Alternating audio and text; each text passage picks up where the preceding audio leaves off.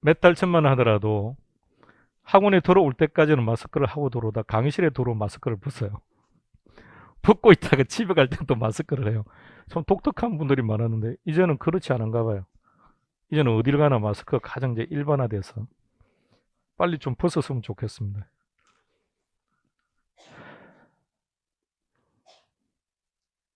고양시는 지금 규제를 받고 있습니까?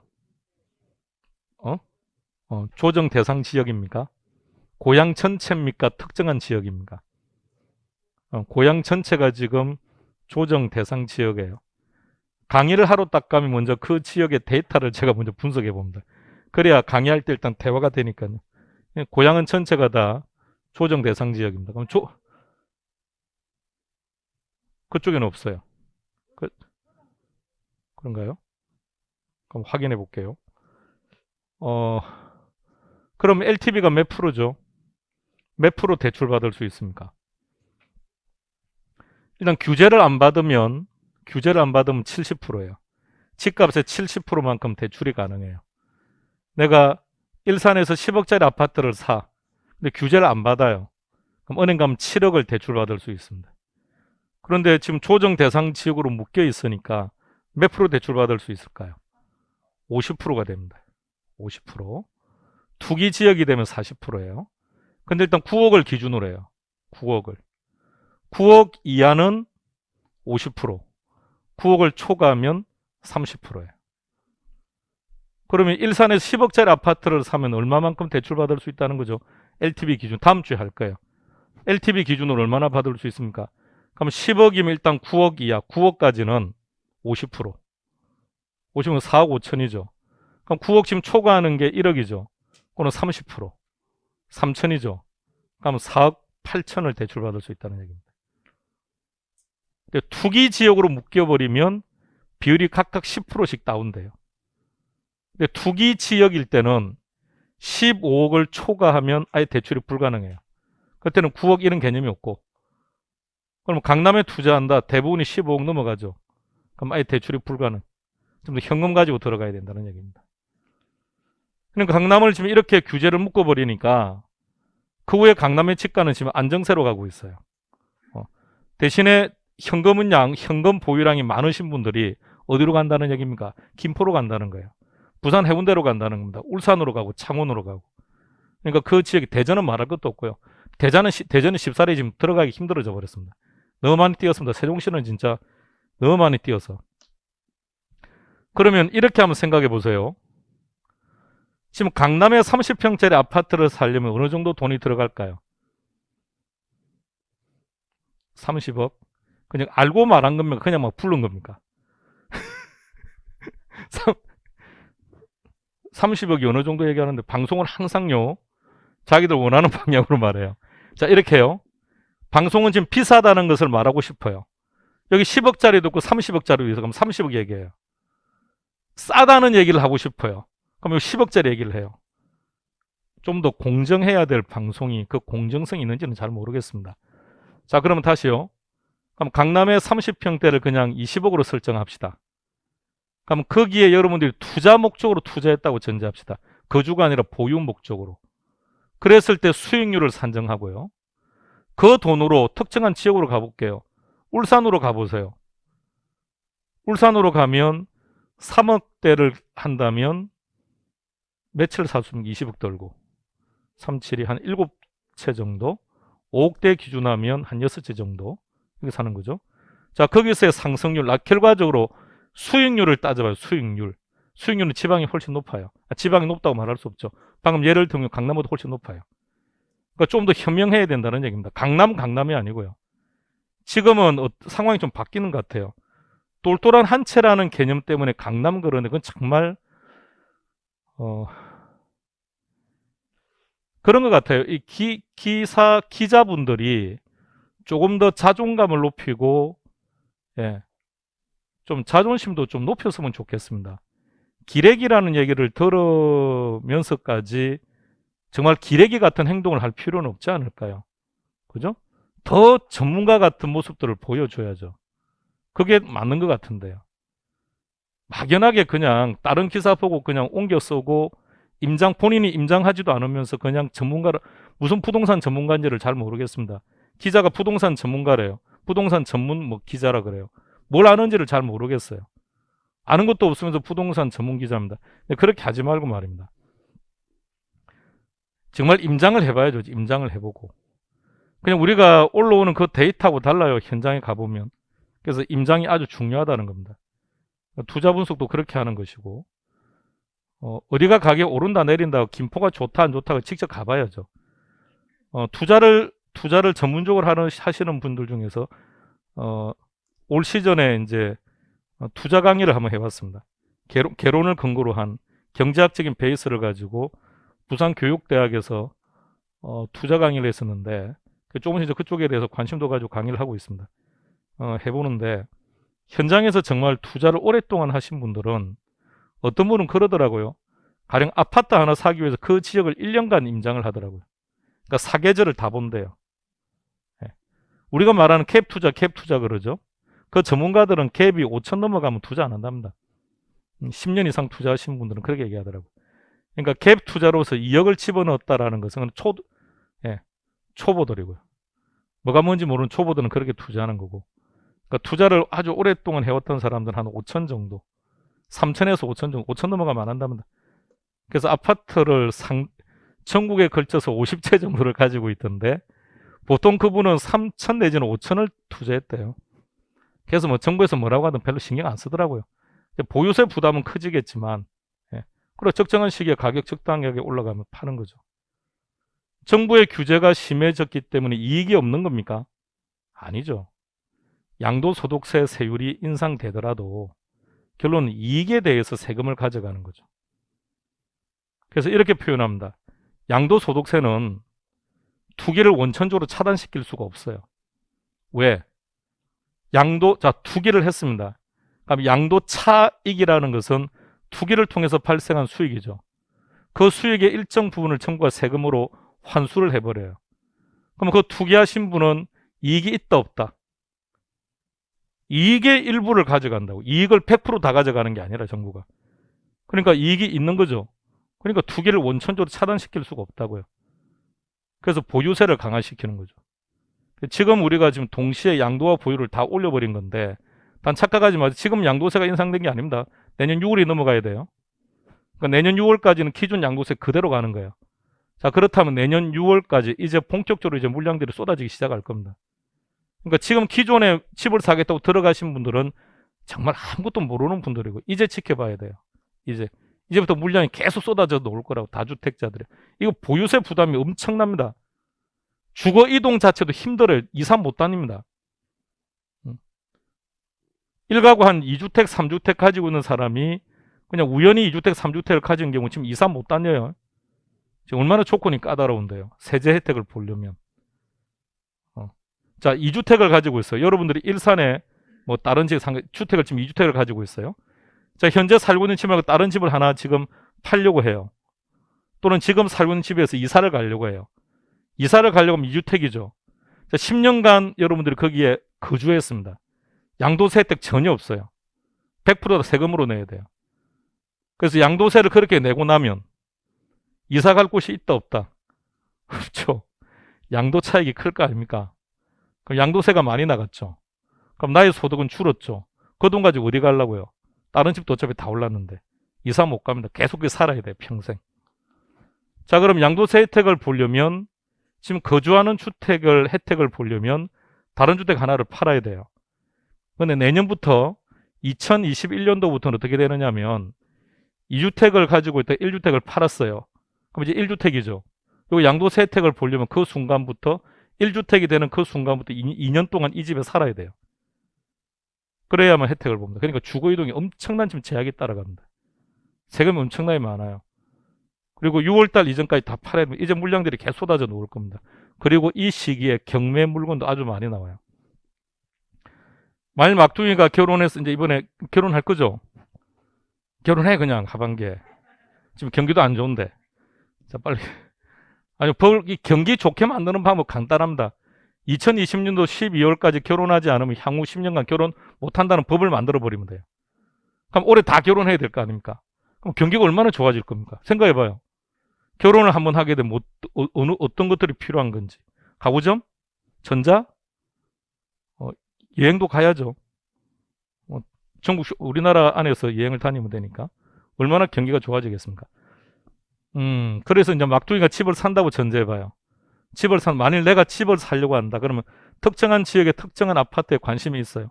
그러면 제일 먼저 뭐부터 검색해야 되느냐? 경매 사이트 들어가서 경매부터 봐요. 법원 경매 사이트로 들어가서 혹시 그 지역에 경매 물건이 있는지를 확인하고 가격대를 먼저 봐요. 그 가격 정도 나와 있는 게 있으면 사고, 그렇지 않으면 사면 안 돼요. 경매로 사야 됩니다. 앞으로 경매 물건은 계속 나올 겁니다. 경매 물건은 계속 쏟아질 것이고, 자, 특히나 전적으로 자기 돈으로 투자를 했다면 그나마 다행스러운 일인데 대출을 안고 사신 분들은 못 견딥니다. 예. 그러니까 조정지구로 묶였더니 가격이 떨어지더라. 뭔가 좀 그런 이야기가 나온다. 그 말의 의미. 자, 간단합니다. 물건이 많이 나온다 안 나온다 사이트 들어가 보면 돼요. 자, 가격이 계속 올라가는 추세입니다. 가격이 계속 올라가는 추세일 때는 팔려고 내놓았던 물건들이 갑자기 없어지기 시작합니다. 지금은 그런 정보를 볼 수 있는 사이트가 워낙 많죠. 워낙 많으니까 들어가서 보세요. 여러분 아파트를 잘 봐봐요. 팔겠다는 매도 물건이 한 50채가 있었습니다. 자, 50채가 있었는데 가격이 계속 올라간다는 말이 나와요. 그럼 이 50채가 싹 다 사라져 버립니다. 근데 갑자기 이게 물량이 50채인데 100채로 200채로 늘어납니다. 이 말은 지금 가격이 계속 떨어질 거란 뜻입니다. 간단한 논리입니다. 그러니까 좀 더 객관적인 데이터로서 보세요. 그리고 신문이나 매스컴에서 나오는 얘기들은 보지 마세요. 듣지도 마세요. 그건 다 쓰레기입니다. 네. 매스컴에서 뭔가 말을 해서 그걸 듣고 투자를 했답니다. 그건 정말 현명하지 못한 사람이죠. 정말 바보 같은 의사결정을 한 거죠. 왜? 정보는 나 혼자 알고 있을 때 정보입니다. 정보의 가치는 뭐죠? 타이밍이죠. 모든 사람이 다 아는 정보는 정보가 아니고는 쓰레기죠. 근데 뉴스에 나왔습니다. 신문에 나왔습니다. 모든 사람이 다 알죠. 그건 쓰레기라고요. 그것을 가지고 어떤 액션을 취하면 안 된다는 얘기입니다. 그런 얘기가 나오기 전에 먼저 움직였어야죠. 근데 그 미리 정보를 얻기가 힘들다라고 한다면 투자하면 안 되죠. 그러니까 투자하시는 분들보다 조정 대상 지역으로 묶인다. 이미 그 이전에 다 빠져나왔습니다. 늘 투기를 목적으로 전국을 돌아다니는 분들은 정보도 아주 잘 압니다. 그러니까 여러분들은 그분들과 친하게 지내면 돈 다 봅니다. 항상 그분들은 앞서갑니다. 그러니까 해운대가 조정지구로 묶인다라고 말이 나오기 전에 이미 그들은 창원으로 다 갔습니다. 울산으로 다 갔고요. 김포 묶이기 전에 이미 김포 팔고 이미 다 나왔습니다. 나와서 일산 사고 다 하는 겁니다. 그러니까 이렇게 자꾸 규제를 하면 또다시 끝내 그 돈으로 어디로 갈까요? 또 강남으로 갈 겁니다. 현금 보유량이 많다는 것. 그러니까 투자처를 그러려면 금리를 지금 세금은 상당히 높습니다. 세금은 그러니까 본인들이 느껴봐야 돼요. 본인들이 집을 판다고 전제하고 세금 계산을 해봐야 됩니다. 세금 부담은 상당히 높아요. 보유세 부담도 상당히 높습니다. 부동산을 많이 가지고 있다. 그냥 부동산을 많이 가지고 있는 거지 현금이 많은 게 아니죠. 보유세 부담이 점점 커집니다. 공시지가를 거의 실거래가의 90%까지 맞추겠다고 했기 때문에 해마다 올라가요. 해마다. 그러니까 내 집값이 올라간 적이 없어요. 똑같아요. 작년하고. 그래도 세금은 많이 나와요. 공시지가가 계속 오르기 때문에. 자, 그래도 어쨌든 차익은 있으니까 그래도 투자할 거야 라고 하시는 분들이 있으니까 가격 계속 오르고, 우리는 중개사가 목적입니까? 투자가 목적입니까? 우리 일단 중개사로 합시다. 그럼 중개사 입장에서는 그런 투자자가 많은 게 일단은 좋겠죠. 그죠? 전부 다 시장에는 실소유자밖에 없어요. 그럼 중개사 입장에서는 그렇죠. 예. 가수요가 어느 정도 움직여줘야 시장이 좀 더 활성화될 테니까. 가봅시다. 시작합니다.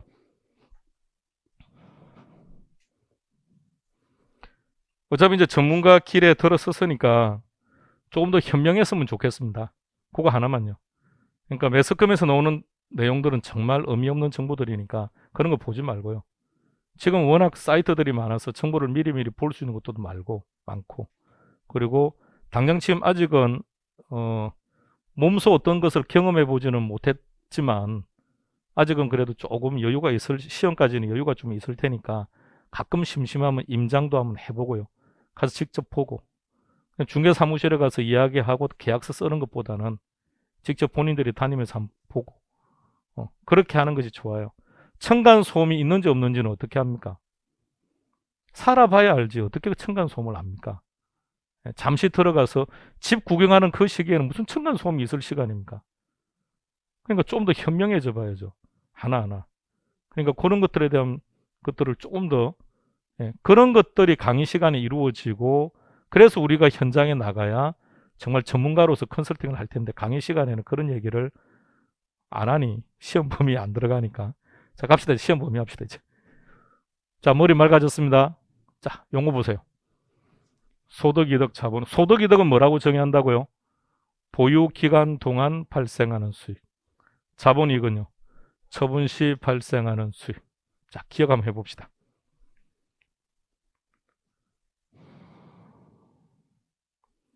여러분들은 투자자입니다. 여러분들은 투자자입니다. 이 건물을 사는 겁니다. 사서 뭐 할 거죠? 임대. 자, 임대를 하려고 합니다. 그러면 소득이득이란 임대 기간 동안 발생하는 수익입니다. 뭘 할 거라고요? 임대 사업을 할 거라고요. 그러면 가지고 있는 건물이 100% 임대가 된다면 수익은 얼마나 생길까? 그걸 이렇게 표현합니다. 뭐라고요? 다시. 자, 용어들에 빨리 익숙해지세요. 가능, 최대한. 그러니까 가능이라는 단어와 총이라는 단어는 실은 의미가 똑같죠. 가능, 최대한. 그래서 가능 총 소득 우리는 어떻게 기억하느냐? 공실이 없는 상태. 자, 딱 그렇게 기억해요. 가능 총 소득은 뭐라고요? 공실이 없는 상태. 근데 공실은 생길 수도 있는 거 아닙니까? 그만큼은 돈이 안 들어왔죠. 그러면 두 번째, 실제로 내 호주머니에 들어온 돈. 이게 유효. 가능이 뭐라고 했습니까? 최대한. 가능은 최대한. 그럼 유효는 실제로. 실제로 내 호주머니에 들어온 돈. 그런데 유효 총소득은 임대사업이라고 하는 영업활동 과정에 발생한 수익입니다. 유효 총소득이란 임대사업이라고 하는 영업활동 과정에 발생한 수익입니다. 그래서 영업수익이라고 말해요. 뭐라고 한다고요? 그럼 그 수익을 얻기 위해서 비용이 발생하겠죠. 그 영업비용이라 그래요. 그럼 영업수익에서 영업비용을 차감하면 순, 영업소득. 순, 이 말이 마이너스라는 뜻이에요. 그럼 영업수익에서 영업비용을 마이너스 했으니까 순수한 영업활동 과정에 발생한 수익이다. 갭 투자를 했다고 전제해 보세요. 갭 투자. 자, 갭 투자를 했다면 자, 갭 투자하신 분 손 들어보세요. 세무조사 안 할게요. 자, 셌습니까? 세 분 있네요. 자, 막동아 신고해라, 세 분. 자, 갭 투자. 이렇게 전제해봐요.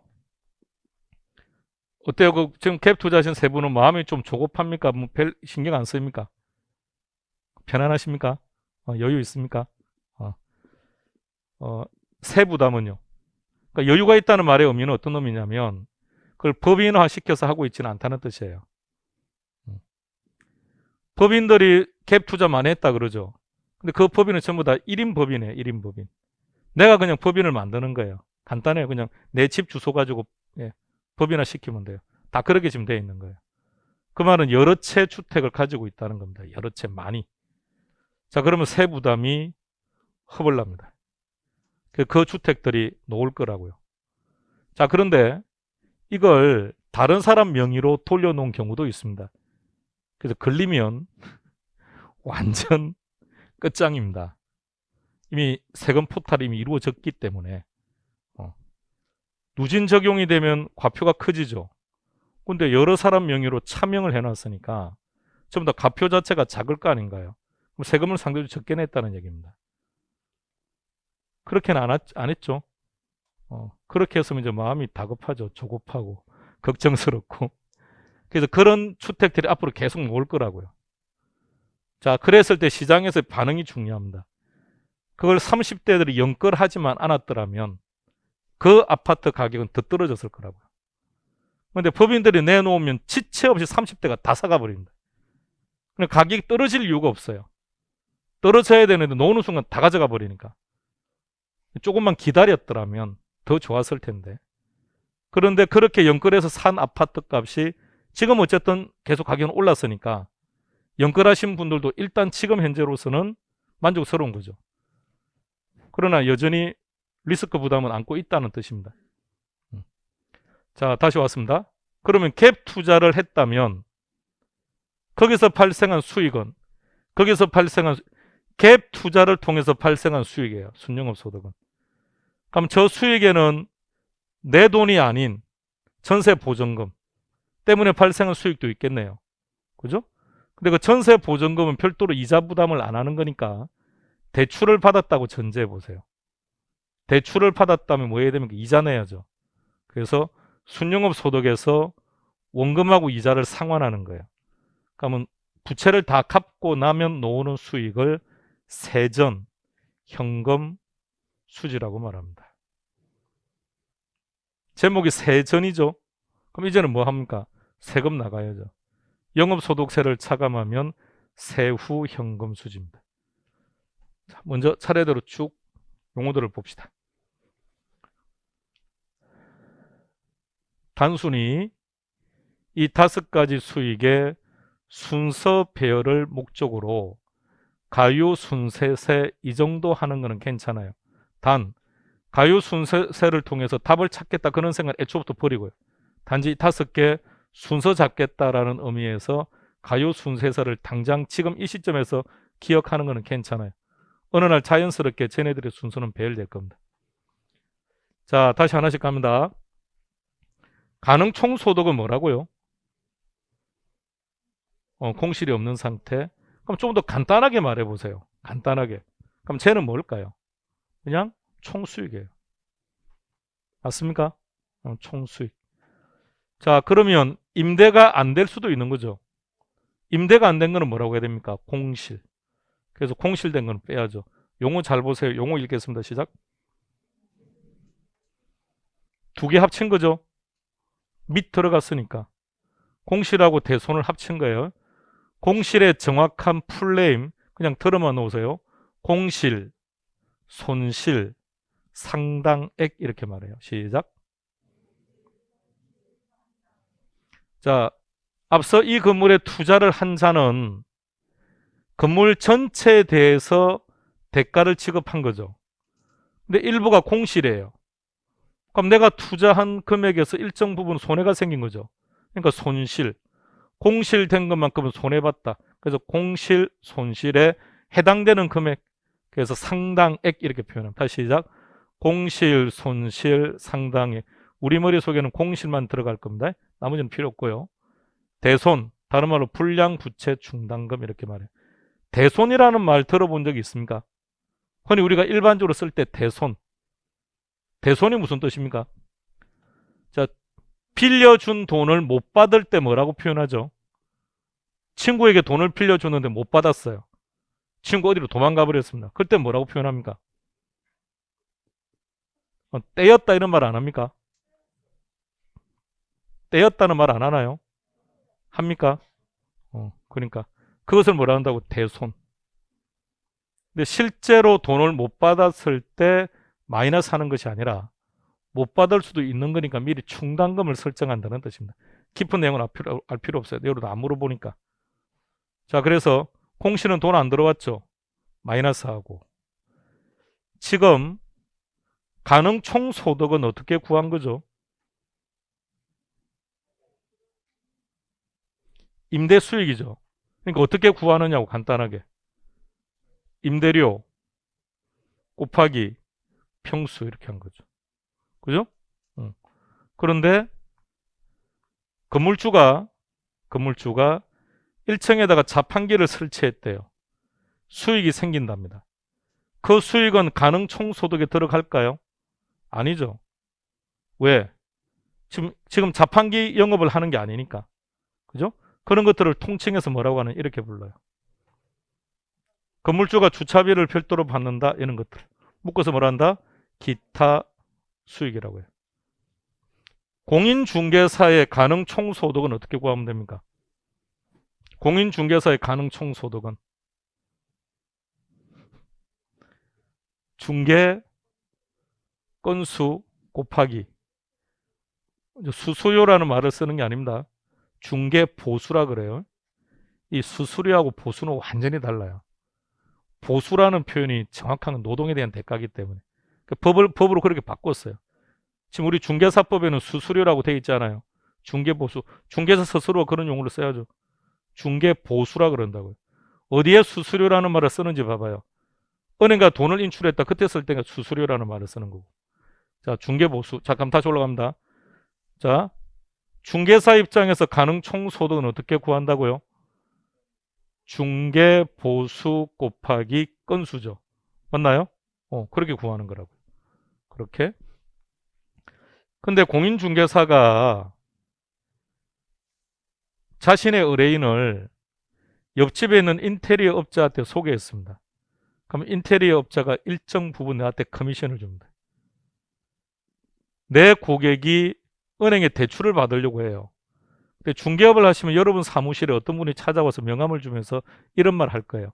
대출할 때 연락 달라고. 이분은 은행 직원이 아니에요. 프리랜서입니다. 이 사람도 중개하는 사람이에요. 은행과 일반 불특정인을 중개하는 거죠. 그리고 은행으로부터 일정한 커미션을 받는 거예요. 그러니까 그 커미션 받는 그 사람이 여러분들한테 소개해줬다고 또 일정 커미션을 줍니다. 등기하면 누가 하죠? 법무사. 그러니까 법무사도 역시 일정한 대가를 지급할 거예요. 그럼 중개사는 여러 사람 뒤통수 쳐서 돈 받아요. 이삿짐센터 소개하고 돈 받고 이렇게. 근데 그거는 중개 행위를 통해서 받은 수익은 아니지 않습니까? 그런 걸 뭐라 한다고요? 기타 소득. 자, 이제 가감 조정했습니다. 가감 조정. 하면 실제로 발생한 수익. 이게 유효 총 소득. 달리 말하면 영업 수익입니다. 영업 수익이니까 영업 비용을 차감해야죠. 이 수익을 얻기 위해서 발생한 비용. 그러니까 순영업 소득. 첫 자를 따서 기억하면 안 된다는 이유가 이 뒤에 것들이 다 시험 문제예요. 갔다 왔다 이렇게 해야 돼요. 그냥 간편하게 이렇게 외워놓으니까 모든 문제를 다 못 푸는 겁니다. 자, 갑니다. 순영업 소득에는 남의 돈에서 남의 돈 때문에 발생한 수익도 포함되어 있습니다. 그래서 뭐라고 부른다고요? 총자본 수익. 혹시 기억 안 나겠지만 총자본 수익률이 기억나십니까? 지렛대 얘기할 때 얼마짜리 아파트였습니까? 10억짜리였죠. 전세 보증금이 8억이었죠. 여러분들 2억 투자해서 샀죠. 그래서 얼마에 팔았습니까? 12억에. 얼마짜리를 얼마에 팔았죠? 10억짜리를 12억에. 10억분의 2억. 그래서 20% 그게 총자본 수익률입니다.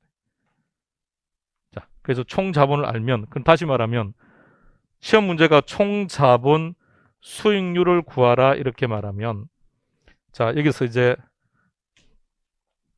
개인적으로 이런 용어 별로 안 좋아합니다. 공식이라는 단어를 쓰면 수학이 떠오르고, 그럼 학창 시절에 그 살벌했던 수학 시간이 떠올라서 아주 상황이 안 좋아져요. 공식이라는 말은 별로 쓰고 싶진 않은데 그냥 전달이 용이하니까. 개론에서 사용되는 공식은 기본적으로 한 50개 정도요. 확장시키면 150개 정도. 이 정도만 기억하면 모든 계산 문제는 다 풀 수 있습니다. 자, 이 공식 150개 한꺼번에 다 설명드리겠습니다. 사과가 하나 있습니다. 노란색으로 빗금 친 것을 먹었습니다.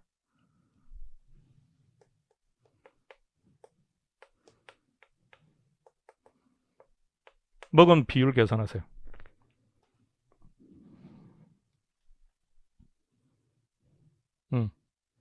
전체 분의 먹은 양. 오케이, 그렇게. 자, 모든 거 설명합니다. 항상 모든 공식은 100% 알고자 하는 게 올라갑니다. 지금 알고 싶은 게 먹은 거죠. 그러니까 먹은 것을 올립니다. 분모는 항상 기준입니다. 이렇게. 지금 150개 공식 한꺼번에 다 설명했습니다. 끝. 이렇게 기억하는 거예요. 무조건 구하라 그러면 알고 싶은 걸 올리면 돼요. 한번 보세요. 한번 만들어 볼게요. 자, 제목이 뭐라고 되어 있습니까? 알고 싶은 게 총자본입니까? 수익입니까? 율이라는 말은 백분율로 표현해라는 거니까 이게 요 뒤에 적은 게 율이고요. 자, 그러면 알고 싶은 게 총자본이다, 수익이다. 알고 싶은 게 뭐다? 자, 제목을 봐요. 총자본 수익률. 알고 싶은 게 총자본입니까? 수익입니까? 수익. 그럼 수익을 올리고 총자본이 분모로 가면 돼요. 그러니까 총자본에 대한 수익이에요. 아, 하나만 더요. 자, 막둥이. 자, 막둥이. 이거 읽어봐요. 앞으로 한 번 더 2분의 1이라고 읽으면 막 확 집에 전화 건다. 절대 2분의 1이라고 읽으면 안 돼요. 그럼 다 틀려버립니다. 자, 분모부터 먼저 읽을게요. 2에 대한 1.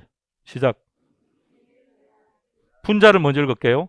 1을 2로 나눈 값. 시작. 그렇게 읽어야 돼요. 자, 그럼 다시 갈게요. 그럼 총자본이고 수익이죠. 자, 분모부터 읽어보세요. 총자본에 대한 수익. 자, 분자부터 읽으세요. 수익을 총자본으로 나눈 값. 그렇게 시험 문제가 나와요. 자, 근데 조금 더 정확하게 요 수익이죠. 어떤 수익입니까? 순영업 소득, 총자본. 그럼 정확히 말해보세요.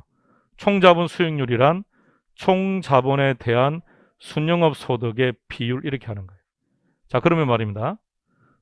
총자본 수익률이 너무 왜 틀리느냐? 이게 순영업 소득인지 유효인지 세전인지 이건 몰라서 틀립니다. 그런데 이 구조에서 순영업 소득을 총자본 수익이라고 한다는 것, 즉 순영업 소득과 총자본 수익이 동일하는 사실만 안다면 얘가 나오더라도 틀 이유가 없죠. 그래서 이 구조가 중요하다고요. 그래서 이것과 관련해서 총 10문제가 나온다는 얘기입니다. 그러니까 머릿속에 잘 담아 두시라고. 그래서 인문과정 처음이지만 이 부분에 대해서 지금 정리를 하고 있는 중입니다. 그럼 총자본 안에는 남의 돈 때문에 발생한 수익도 있다 그랬죠? 그럼 남의 돈은 갚아야죠. 원금만 갚아야 됩니까? 이자도 갚아야 됩니까? 그러니까 원금 이자 다 갚아야죠. 원리금 상환액. 시작. 다시 시작. 그걸 다른 말로 뭐라고 하느냐 이렇게 말해요. 뭐라 한다고요? 부채 서비스액. 부채 서비스액. 지금 여러분들이 힘든 거는 내용의 힘듦이 아니라 용어의 낯설음이에요. 그러니까 빨리 용어를 되뇌기면서 용어에 익숙해져야 됩니다. 물론 시간이 지나면 좋아져요. 모든 인생사는 짬밥이 문제니까. 짬밥이 쌓여가면 점점 좋아집니다. 그러나 어쨌든 처음에 만났을 때 좀 익숙해지려고 노력해야 돼요. 기존에 계신 분들은 알고 있던 방식 다 까먹어요. 가유수 이딴 거 안 됩니다. 가공기유 안 됩니다. 답 못 찾아냅니다. 다 그렇게 기억하고 있을 거예요. 자, 그 다음 세전이죠. 한번 생각해 보세요. 순영업 소득을 뭐라고 표현한다고요? 그럼 총자본 수익이 뭐죠? 자기자본과 타인자본.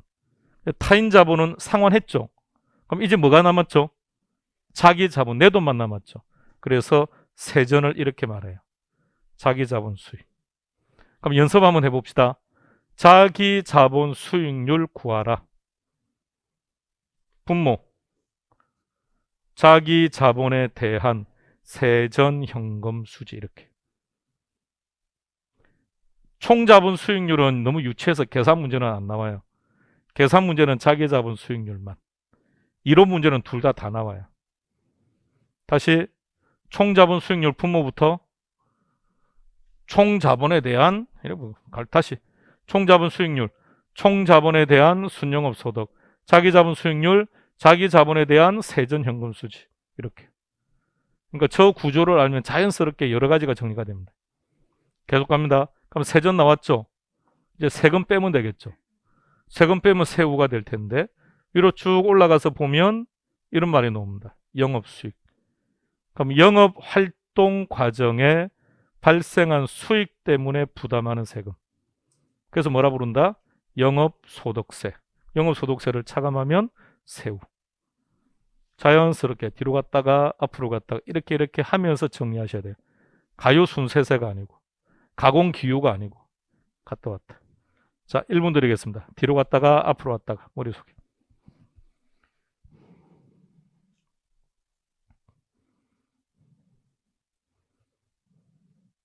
근데 뭐라고 했는지 모르겠죠. 정상이죠, 그게. 자, 다시. 얘는 일단 순서 잡아 놓읍시다. 유치하지만 가요순세세를 해서라도 일단 순서 잡아 놓으세요. 자, 저 순서는 일단 딱 고정시켜 놓고요. 갑니다. 가능총소득이란 공실이 없는 상태. 그냥 간단하게 표현하면 총수익. 우리말로 쓰면 가능총소득은 영어를 번역해서 그래요. 번역하다 보니까 저런 용어가 나온 거지. 그냥 우리말로 표현하면 총수익. 근데 공실이 발생할 수도 있는 거 아닙니까? 그럼 공실이 발생한 것만큼은 돈이 안 들어봤으니까 빼주고. 임대 수익, 외적인 수익. 그럼 얘는 영업활동과는 관계없는 거예요. 영업 외 수익이라고 말해요. 뭐라 부른다고요? 영업 외 수익이라고 말합니다. 그래서 가감 조정했죠? 그럼 실제로 들어온 돈. 유효총소득. 자, 가능총소득이란 내 호주머니에 들어온 돈이 아니라고요. 뭐라고요? 내가 가진 건물이 100% 임대가 된다면 이 정도는 들어올 것 같은데 말이고. 그래서 가능, 최대한. 뺄 거 빼고 더할 거 더했죠.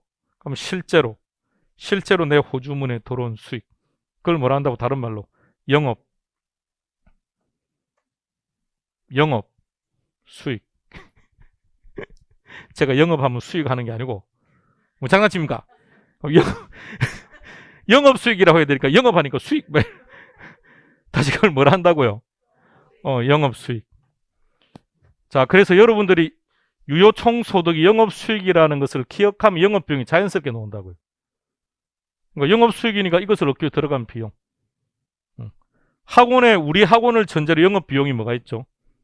임대료, 데스크에 계신 분들의 급여, 강의하는 쌤들의 급여, 광고비 등등 이런 영업 비용이죠. 차감하면 순수한 영업활동 과정에 발생한 수익인데, 만약 우리 학원이 이 건물을 얻는데 돈이 필요해서 대출을 받았다면 그 대출은 갚아줘야 될 거 아닌가요? 그러니까 순영업 소득에는 그 대출 때문에 발생한 수익금도 들어가 있다고. 자, 대출을 갚읍시다. 뭐라 부른다고요? 부채 서비스세. 용어들에 빨리 익숙해지세요. 난생 처음 듣는 용어죠? 중개사 공부하기 전에 이런 용어 들어본 적 없지 않습니까? 이상한 말을 쓰고 있지 않습니까? 왜 이런 이상한 말을 쓸까요? 그냥 원금 더하기 이자 이렇게 하면 될 걸. 영어를 번역하다 보니까 이렇게 한 거예요. 문제를 출제하는 사람들이 대부분 다 미국 가서 공부했던 사람들이에요. 그러니까 저런 용어들을 막 쓰는 거죠. 자, 그러면 세전. 세전은 다른 말로 뭘 한다고요? 내 돈. 자기 자본 수익. 자, 가능 총소득으로 올라갑니다. 자, 가능 총소득 찾으세요. 찾았습니까? 예. 어떻게 구하느냐? 그냥 간단하게요. 이렇게요. 구태꼭책을 외우지는 마세요. 그러니까 우리는 뭘 기억하는 게 좋으냐? 가능 총소득은 공실이 없는 상태다.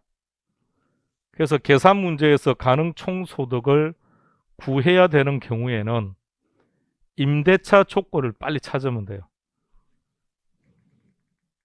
자, 문제 보세요. 뭘 구하라고 했습니까? 그럼 일단 가능 총소득은 있어야 되겠네요. 가능 총소득만 구하세요. 여기서. 어딜 봅니까? 칠판을 봐야 문제를 구하죠. 그러니까 문제에서 임대차 조건을 빨리 찾아요. 단위당 임대료 얼마? 단위당 임대료 얼마? 면적은 얼마라고요? 계산기 누르세요. 계산기 누르세요. 막둥아 계산기. 한동안은 핸드폰으로 계산하는 것도 인정하겠습니다. 빠른 시간 내로 계산기 구입해서 가져오셔야 됩니다. 자, 핸드폰 다 올리세요. 핸드폰 올리세요. 본인이 계산해요. 본인이 직접. 나왔습니까? 자, 일단 그렇게 구하는 거라고요. 그리고 실제 지금 계산기에 나와 있는 그 금액이 가능 총소득 아닙니다. 이 문제에서는. 그건 잠시 후에 보기로 하고. 일단 가능 총소득은 그렇게 구한다고요. 자, 그래서 이렇게. 임대료 곱하기 면적이다. 이렇게. 그 다음 기타 소득 찾으세요. 기타 소득은 영업활동과 관계 있다 없다? 없죠. 그래서 이렇게 불러요. 영업활동과 관계되니까 뭐라 불렀죠? 영업수익. 그럼 영업활동 관계없으니까 영업의 수익. 자, 이렇게 첫 자를 따서 시험을 보러 간 거예요. 시험을 보러 갔는데 시험장에 갔더니 문제가 이렇게 나옵니다.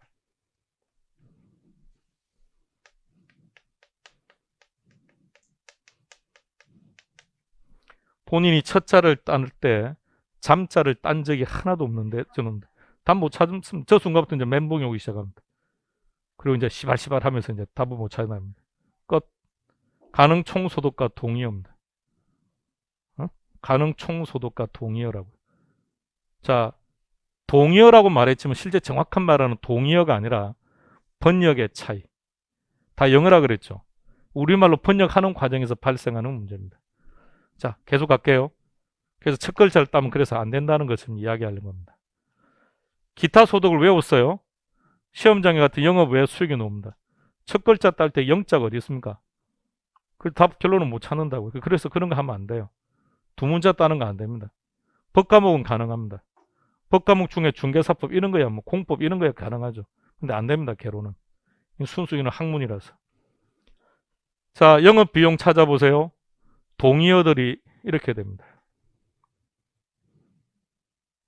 역시 번역상의 차이예요. 비용, 다른 말로 경비 같은 말이죠. 예. 영업 활동을 한다는 말 우리는 보통 뭐라고 하느냐? 운영한다 이렇게 말해요. 운영한다. 그래서 영업 비용, 영업 경비, 운영 비용, 운영 경비. 자, 영업 비용부터 갑니다. 시작. 영업 비용. 그렇게. 자, 그다음 부채 서비스액을 찾아보세요. 얘도 동의어들이 많은데 무조건 숙제해야 됩니다. 모든 파트마다 다 나오는 용어들입니다. 부채부터 갑니다. 시작. 부채 서비스액. 금융 파트에서 월부금이 시험에 출제된 적이 있습니다. 다 틀렸습니다. 월부금이 뭔지를 모르니까. 저게 원금인지 이자인지를 도통 모르니까. 월부금 뭐죠? 원금이자 더한 원리금이라고요. 월부금이 있으면 연부금도 있겠죠. 만약 계산 문제에서 월부금이 나오면 곱하기 12를 해줘야 돼요. 자, 여기서 임대료 한번 보세요. 앞에 연이라고 돼 있죠. 만약 저기에 월이라고 되어 있다면 이걸 다시 곱하기 12를 해야 된다고. 아무런 말이 없을 때는 무조건 계산 단위는 1년. 계산 단위는 1년. 자, 그러면 다시 이론상 개념으로 돌아온 거예요. 소득이득을 뭐라고 정의한다고 했습니까? 보유기간 동안에 발생하는 수익이라 그랬죠. 보유기간이 몇 년이라고요? 우리는 1년으로 본다. 1년. 임대차 기간은 몇 년? 원칙적으로 말해. 원칙. 임대차 기간은 몇 년? 어느 법에 2년이라고 되어 있던가요? 그런데 임대차 보호법에서 2년이고요. 임대차 보호법이란 그 법 때문에 2년이고 임대차 기간은 몇 년? 1년. 그보다 앞서는 게 뭐냐? 사인 간의 계약 조건이에요. 계약법에서 배우셨죠? 사인과 특약하면 그것이 원칙이라고요. 자, 우리 임대차 기간 3개월 합시다. 오케이. 임차인 임대인이 3개월 하기로 오케이 한 거예요. 동의한 건 몇 개월? 그럴 때 임대기간 3개월. 근데 일반적으로 임대차 기간은 얼마? 1년. 근데 임대차 보호법 때문에 2년. 그럼 갱신 청구 들어가다 보니까 이게 최대 4년이 될 수 있다는 거죠. 임대차 기간이 4년이 아닙니다. 임대차 기간은 1년이라고요. 갱신 청구 안 할 수도 있죠. 그럼 1년으로 끝나는 것이고 임대차 보호법 적용 안 받으면 끝나는 거고요. 왜 임대차 보호법을 만들었을까요? 어쨌든 우리 시장에서 임대인과 임차인 중에서는 임대인이 어쨌든 갑이죠. 시장 상황에 따라서 임차인이 갑이 될 수도 있습니다만 우리는 어쨌든 대부분 다 임대인이 갑이니까 그 임차인 보호하기 위해서 만들어진 법이 임대차 보호법. 그래서 임차인이 원하면 2년을 할 수도 있다고요. 그러다 보니까 임차인이 원해서 2년을 했다고요. 2년이 지나고 난 다음에 다시 지금 법이 다르죠. 그죠? 임대차 보호법에 의해서 2년까지 가능한 거고, 그 다음에 새로운 임대차 3법 때문에 갱신 청구를 들어가니까 그럼 최대 4년까지는 가능하다는 거고. 근데 임대인이 말했습니다. 임대인이 4년 후에 또 사세요 이렇게. 그럼 계속 하는 거죠 뭐. 임대료는 얼마 인상 가능하다고요? 5%. 근데 임차인이 괜찮아요. 10% 주면 그 다음은요. 18% 임차인이 스스로 10%를 준 거라고요. 그러면 법적으로 뭔 문제가 될 게 있습니까? 4인 간의 거래인데. 4인 간의 계약을 한 건데. 임대인이 임의적으로 10% 올려서 돈 달라고 하는 것은 안 되지만 임차인이 그냥 돈도 많고 나 할 일도 없고 돈을 쓰고 싶은데 건물주가 좀 불쌍해 보여서 10%준 거예요. 근데 불쌍해 더 준 거야. 한 20%준 거야. 그거는 법적으로 문제 삼을 필요 없죠. 임차인이 준 건데. 그러니까 모든 계약은 사적 계약이 원칙이라고요. 법이 원칙인 게 아니고. 분쟁이 발생할 때 그때 법이 개입하는 거지. 분쟁이 발생하기 전에 법이 개입할 필요 없죠. 예. 막둥이가 제보고 때리라고 해서 제 때린 거예요. 그럼 법적으로 문제가 없지 때리라며. 그러다가 또 때리세요. 큰일 납니다. 자, 그 다음에 영업소득 하나 더 해야 돼요. 영업소득에서 구하는 과정이 있습니다. 이거는 1월 달에 합시다. 그것만 하나 빼고요. 자, 칠판 그림. 칠판에서 보시는 단어 하나하나 전부 다 시험 문제입니다.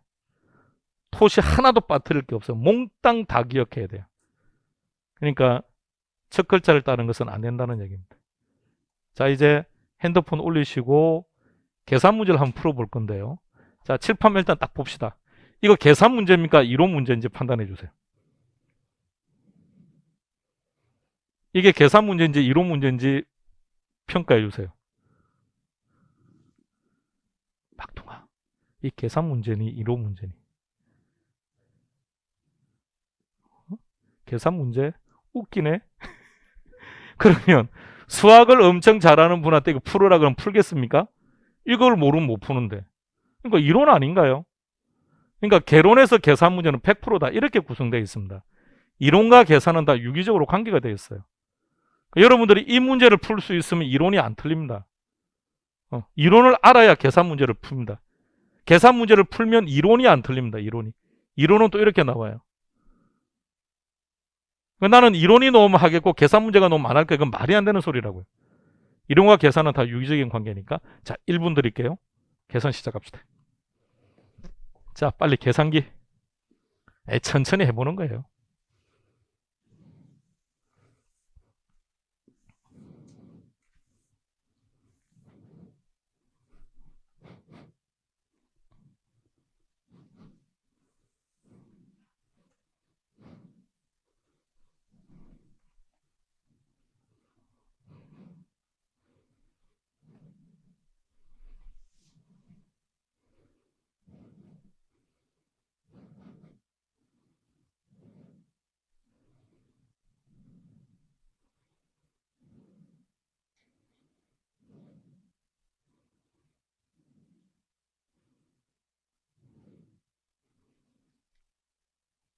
함께 합시다. 인강으로 보시는 분들은 동영상 스톱 해놓고 본인이 직접 문제 풀어야 돼요. 문제 풀고 고민해보고 그러나 다시 들어와서 설명을 들어요. 그래야 개념이 정확히 파악됩니다. 자, 들어갑니다. 계산기. 첫 번째 뭘 구해야 되죠? 가능총소득. 가능총소득을 구할 때는 무엇 곱하기 무엇 이런 거 외우지 맙시다. 자, 그래서 가능총소득을 구할 때는 임대차 조건을 빨리 찾아요. 임대차 조건을 찾으니까 면적은 1800이고 임대료는 5000이다. 그죠? 자, 계산기 일단 그거 치세요. 1800 곱하기 5000. 자, 그 다음 여기서 하나만 더 정리하고 갈게요. 앞에 연이라고 붙었죠. 근데 연이 없어요. 그냥 평균 임대료 이렇게 나와 있어요. 그럼 연입니까? 월입니까? 그러면 연이에요. 근데 월이라고 붙으면 곱하기 12를 해야 돼요. 다시 마무리. 앞에 월이라고 정보를 제공하지 않는 이상 연으로 본다. 월이 주어지면 연으로 환산. 월이라는 말이 없을 때는 무조건 뭘로 본다? 연으로 본다. 그거 하나 기억하시고요. 자, 그런데 두 번째 정보를 하나 보세요. 20일의 기출이라고 돼 있죠. 자, 유일하게 딱 한 번 나왔는데 유효가 아까 무슨 말이었죠? 실제로 임대가 가능한 면적은 80%밖에 안 된대요. 그러니까 지금 임대 가능한 면적이 얼마라고요? 1800이죠. 근데 그중에서 80%만 임대가 가능하다고. 그럼 20%만큼 돈 안 들어오죠. 그럼 지금 계산기에다가 곱하기 0.8. 그럼 지금 계산기에 나오는 그 금액의 이름을 우리는 가능 총소득이라고 해요. 곱하기니까 순서는 필요 없죠? 예? 자, 그러니까 이걸 의식적으로 기억하고 있지는 말고요. 자, 그럼 가능 나왔고, 그 다음에는 뭘 빼야 됩니까? 공실 찾으세요. 몇 프로? 10% 가면 잘 봐요. 720만 원에 10%를 계산하면 72만 원이죠. 그래서 720에서 72만 원을 빼지 말고요. 10%가 공실이면 실제 내수 중에 돈은 몇 프로 들어온 거예요? 90%? 그럼 계산기에다 곱하기 0.9를 치세요. 그래야 무조건 계산의 시간도 절약됩니다. 0.1초라도 줄여야 되니까. 그럼 그게 유효 총소득이죠. 여기서 뭘 차감한다고요? 영업 경비, 영업 비용. 근데 이 문제는 영업 경비율이 주어져 있네요. 자, 만일에 요 블랭크 속에 유효 총소득이 아니라 가능 총소득 기준이라고 되어 있었다면 요 가능 총소득의 50%. 그럼 360만 원 나오죠. 여기 360을 빼야 돼요. 근데 여기는 유효의 기준 두라 그랬죠. 유효가 지금 계산기에 있는 그 금액이에요. 그 금액의 몇 프로가 경비라고요? 그럼 나머지 50%가 수익이겠네요. 곱하기 0.5. 그럼 그게 답이에요. 이렇게 구하는 겁니다. 그 답은 2번. 이렇게. 어렵다 이런 생각 하지 마세요. 이렇게 하는 거예요. 그러니까 이 문제를 푸시려면 이게 기본 전제가 되어야죠. 이게 전제가 되면서 새로운 자료들이 조금씩 주어지니까 그때그때 그 자료를 어떻게 처리할 건지는 계속 계산 문제를 풀면서 정리하는 겁니다. 자, 그 다음에 이론 문제를 풀 텐데 이론하기 전에 하나만 더 할게요.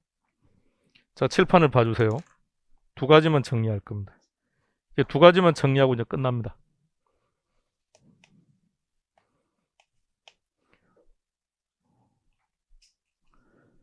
왜 가공, 기유, 영순 이렇게 외우며 왜 그렇게 강의하느냐 하면 시험 문제가 그렇게 나오니까요.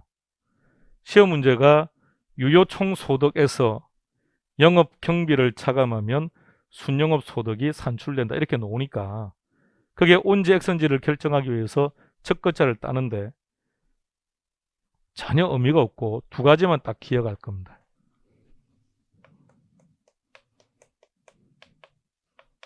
자, 시험 문제가 이렇게 출제가 되면 순땡땡이란 여기다가 순영업 소득을 안 쓰고 그냥 땡땡이라고 한 이유는 오늘은 첫날이라 자본이득은 지금 안 했습니다. 잠시 구경만 한번 해볼게요. 우리 교과서로 가시면 91페이지 91페이지에 보면 재료의 표 하나 있죠. 그게 자본이득 계산하는 구조예요. 자, 거기에 보면 순자 붙는 게 하나 있을 겁니다. 거기에 세전자 붙는 단어가 하나 있을 거예요. 있죠. 오늘은 신경 안 쓸 거예요. 자, 되돌아오세요. 그럼 시험 문제가 순 땡땡이란 하고 놓으면 표에서 찾으세요. 순 땡땡 위에 거 보세요. 위에 뭐 있죠?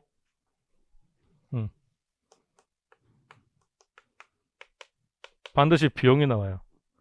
우리는 이것만 기억할 겁니다. 순 땡땡이란 놓으면 무조건 비용. 그럼 하나 더. 그럼 시험 문제가 세전 땡땅이란 이렇게 놓으면 뭘 찾는다고요? 부채. 이렇게 찾는 거예요. 자, 이 둘은 기억해 주세요. 그래야 결과적으로 시험 문제를 만나서 답을 빨리 찾을 수 있어요.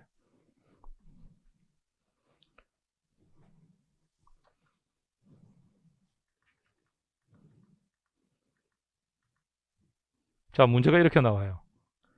자, 이렇게 나오기 때문에 어떻게 하느냐면 문제 옆에다가 써놔요. 가요 적어 놓습니다. 그리고 하나씩 끼워 맞춥니다. 집에서 할 때는 답 찾아냅니다. 모의고사 할 때도 답은 찾아낼 수는 있습니다. 그 시간은 2분 걸렸습니다. 결론 출제자가 이 문제를 출제한 의도는 30초 안에 문제 풀라고 낸 겁니다. 그걸 본인은 이렇게 해서 2분 만에 풀었습니다. 합격과는 전혀 관계없습니다. 결론 합격은 못해요. 왜? 결론은 다른 문제를 못 풀기 때문에. 그러니까 출제자가 30초 안에 풀라고 낸 문제는 30초 안에 끝내야 돼요.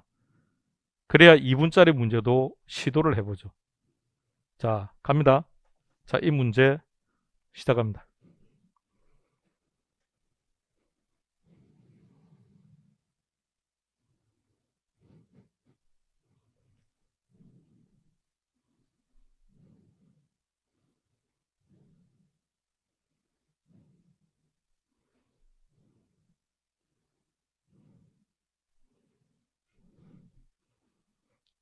자, 하나씩 한번 봅시다.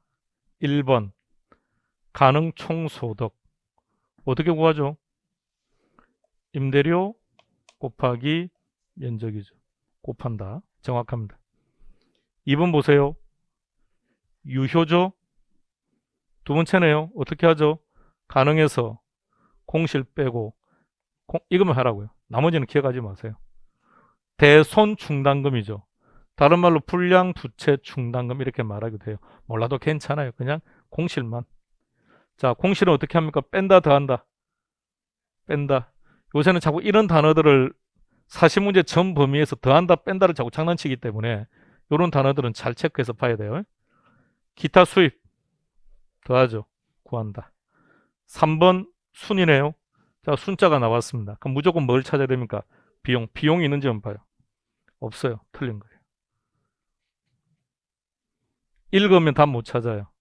4번 갑니다. 세전입니까? 세전일 때는 무조건 뭘 찾아요? 부채 있는지 확인하세요. 맞습니까? 부채 서비스액. 세후죠. 그럼 당연히 뭐가 있으면 세금이 있으면 되겠죠. 그 답은 3번 된대. 그러니까 이런 문제를 찾겠다고 가유, 순세세, 가공, 기유 이런 거 안 된다고요. 그렇게 하느니 이 두 가지만 기억해요. 자, 근데 보세요. 전체 구조가 이렇게 많은데 왜 두 가지만 기억하라고 했을까? 자, 방금 문제도 출제되었지만 이건 아무도 안 틀립니다. 왜? 재료에 있거든요. 재료에 있기 때문에 아무도 안 틀려. 맨날 이것만 보고 점심 먹으러 가고 이것만 보고 또 저녁 먹으러 가고 하기 때문에 위에 건 안 틀립니다. 제일 아래 두 개도 안 틀립니다. 세전과 세후의 차이점은 세금일 테니까. 그럼 결론 다 어디서 틀려? 여기 다 틀려요. 그래서 그 두 가지만 기억하라는 겁니다. 그러니까 출제자가 장난치더라도 이 두 개에서 장난치지 다른 데 장난을 안 친다는 거죠. 왜? 다른 데 장난을 치고들 안 틀릴 거니까. 순 땡땡 놓으면 비용, 세전 땡땡 놓으면 부채. 단 원칙적 개념은 알아야죠. 순하고 비용하고 어느 게 위쪽에 있습니까? 비용이 위쪽에 있겠죠. 얘 둘은 부채가 위쪽에 있겠죠. 자, 그럼 생각해봐요. 자, 오세요. 자, 순 위에가 비용이죠. 그 위에가 유효죠. 그럼 다시 이 둘을 가지고 계산 문제를 접근할 거예요. 아, 순 땡땡이 놓으면 비용을 뺀다? 그럼 순 바로 위에 있는 수익이 가유, 순세, 세전. 순 위에가 유효 총소득이죠. 유효와 세전의 차이는, 유효와 순영업 소득의 차이는 비용이야. 세전 기억해요. 세전은 부채죠. 세전 위에가 뭐죠? 순이죠. 그럼 순하고 세전의 차이는 뭐가 된다? 부채 서비스액. 이렇게 순발력 있게 접근해야 계산 문제가 쉬워져요. 그러니까 쉬운 게 아니라 빨리 풀 수 있습니다. 자, 다시 한 번 더요. 어떤 경우에도 한 문제당 40초 넘어가면 의미 없어요. 합격과는 관계없어요. 일단 최대 40초 안에 끊어줘야 됩니다. 40초 안에 끊어야 되고 좀 빠르게 풀면 30초 안에 끝내줘야 돼. 그래야 합격을 해요. 감독관이 10분 남았습니다라는 멘트를 하는 그 순간 여러분들은 아무것도 안 보입니다. 그때는 딱 하나 생각한다고요. 내년에 진짜 열심히 해야지 이 생각밖에 안 한다고요. 그러니까 10분 남았습니다 해서 이미 우리는 다 끝나 있어야 돼요. 모든 게. 그럼 10분 빼야 되고 그 다음 마킹하는 시간 잡아야 되고 마킹하는 시간 10분 가지고 힘들걸요. 순발력 있게 막 이렇게 할 수 있어야 되는데 그러니까 모의고사도 안 보고 오랜만에 한 20년 만에 책 보면서 그냥 시험으로 가면 마킹이 안 돼요. 마킹이. 그러니까 그런 연습도 꾸준하게 모의고사, 그래서 모의고사를 빠지면 안 된다는 겁니다. 그래서 그런 것도 하고 그렇기 때문에 이 시간을 문제당 40초 안에 끝내줘야 됩니다. 그 시험장 가면 느끼실 겁니다.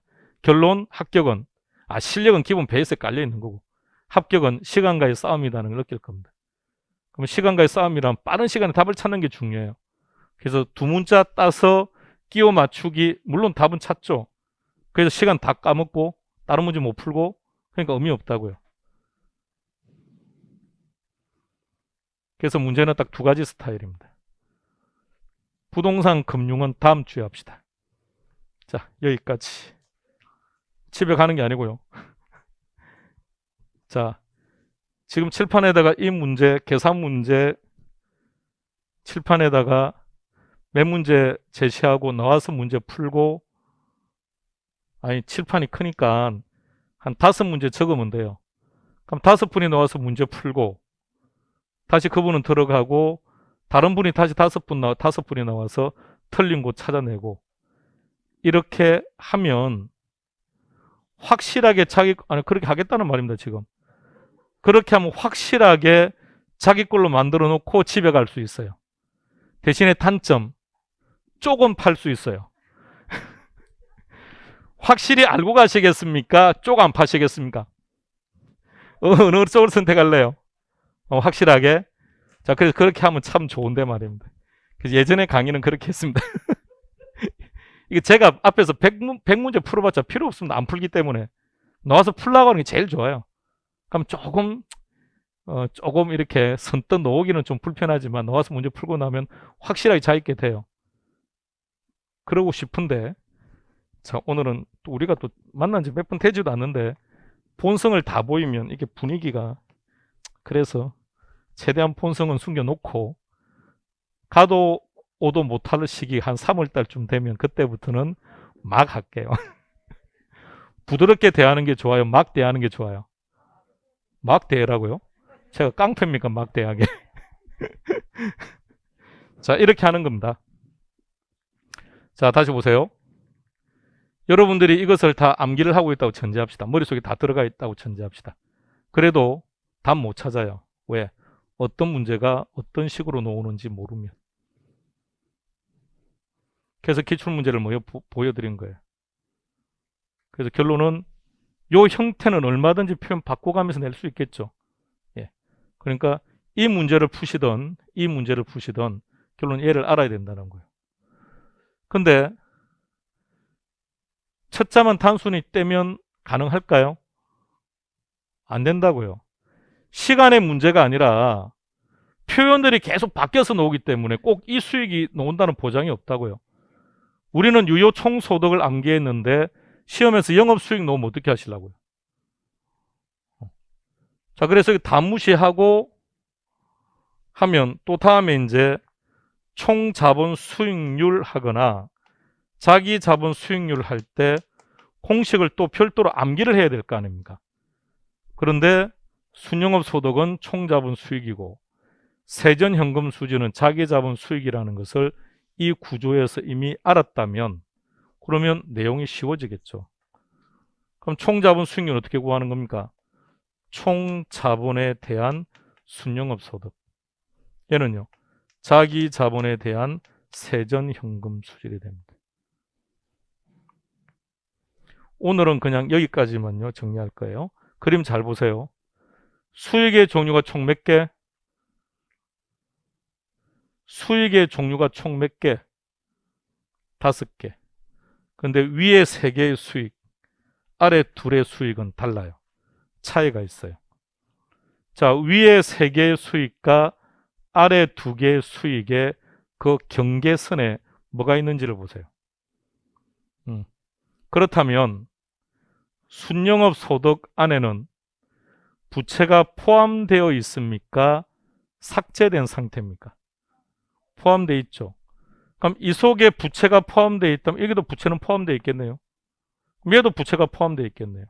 그럼 이 세 가지 수익의 공통점은 내 돈과 남의 돈을 합친 내 돈과 남의 돈을 합친 총 투자액 대비 발생하는 수익이에요. 여기서 부채가 빠져나갔죠. 이제 뭐만 남았죠? 내 돈만 남았죠? 그걸 달리 말하면 이렇게요.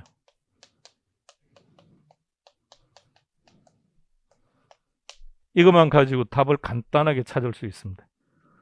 가능, 유효, 순영업 소득이 떴는데 지문에 지분 투자액이 보인다. 그 지문은 무조건 틀린 지문이죠. 응? 세전과 세후가 보이는데 총 투자액이 같이 나와 있다. 그 지문도 무조건 틀린 거죠. 그러면 여기에는 뭐가 들어가도 된다고요? 자, 여기 방금 총 자본이라 그랬죠. 그럼 총 자본 대신에 이렇게 들어가도 된다고요. 그래서 얘는 또 뭐라고 부르느냐? 이렇게 부르기도 한다고.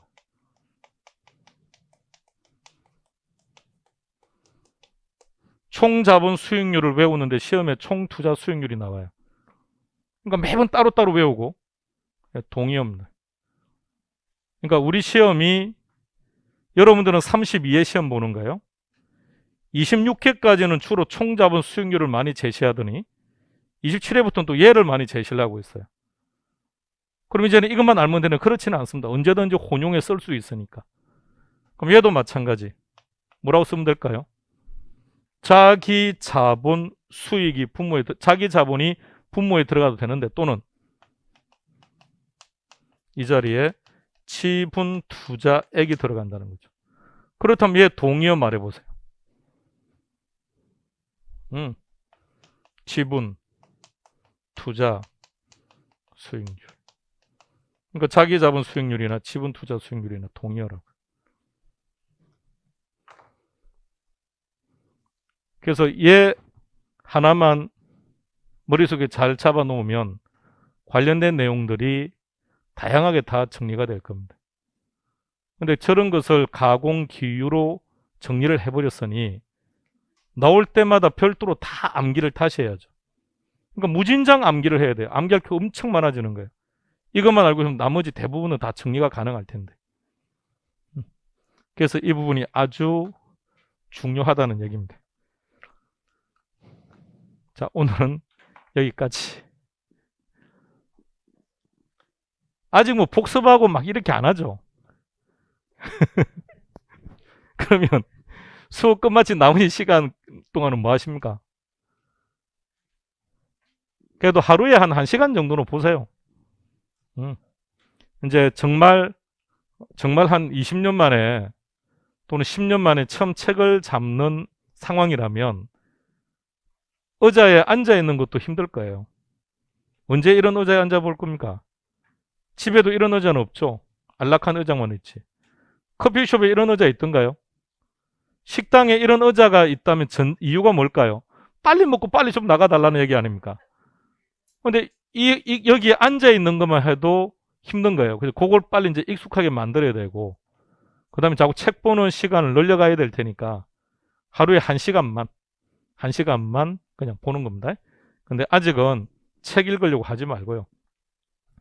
오늘 메모하시는 분들 중간중간 메모하지 말라는 말을 하고 싶었는데 안 한 이유는 본인이 느끼라고 안 한 겁니다. 그 댁에 가셔서 꼭 확인하세요. 오늘 메모하신 분은 댁에 가서 메모한 걸 꼭 보세요. 그게 무슨 말인지 하나도 모를 겁니다. 또 하나요. 뭘 메모하는지를 제가 보니까 시험과 전혀 관계없는 것만 메모합니다. 집에 가서 그것을 만일 한다면, 공부를 한다면 정말 시험에 안 나오는 것만 주구장창 했다는 뜻이에요. 하면 안 돼요. 그리고 이렇게 얘기합니다. 가능 총소득이 무슨 말인지 모르기 때문에 적는 거죠. 제가 이렇게 설명했죠. 가능 총소득은 가지고 있는 건물이 100% 임대가 된다면, 즉 공실이 없다면 발생하는 수익. 그걸 적었다고 전제해봐요. 시험과는 전혀 관계없는 표현입니다.